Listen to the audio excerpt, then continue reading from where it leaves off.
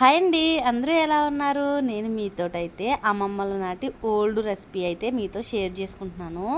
ఇదైతే మా అమ్మమ్మ వాళ్ళైతే చాలా బాగా వండేవారు. ఇది ఇప్పుడైతే ఎవరు వండుకోవట్లేదు, కానీ అప్పట్లో అయితే చాలా ఇష్టంగా తినేవారంట. మా ఇంట్లో అయితే మా హస్బెండ్కి వాళ్ళ నానమ్మ చేసినా వాళ్ళ అమ్మ చేసినా ఈ కర్రీ అంటే చాలా ఇష్టము. కాకపోతే అందరూ పచ్చి రొయ్యలు వేసి వండుకుంటారు కదా, నేనైతే ఇక్కడ ఎండు రొయ్యలతో వండుతున్నాను.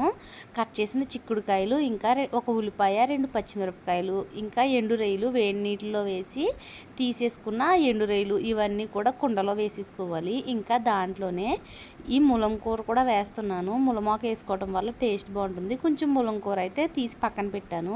ఇంకా దాంట్లోనే మన కారానికి సరిపడా కారం వేస్తున్నాను. ఇంకా మన టేస్ట్కి తగ్గట్టుగా సాల్ట్ కూడా వేసి దాంట్లోనే వాటర్ పోసి దీన్ని అయితే గ్యాస్ మీద పెట్టి అయితే ఉడికించాలి.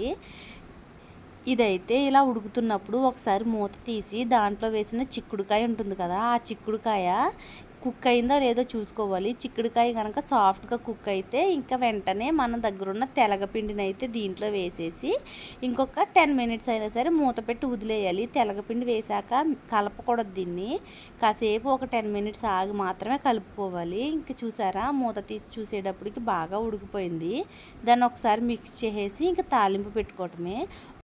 ఒక కడాయి పెట్టుకుని దాంట్లో ఆయిల్ వేసి దాంట్లోనే ఒక పెద్ద వెల్లుల్లిపాయని దంచుకుని వేసి ఇంకా జీలకర్ర, ఆవాలు, కరివేపాకు, ఎండుమిర్చి, మనం ముందుగా తీసి పక్కన పెట్టుకున్న ములంకూర కూడా వేసేసి దీన్ని అయితే బాగా ఫ్రై చేయాలి. దీంట్లో కొంచెం ఆయిల్ అయితే ఎక్కువే పడుతుంది.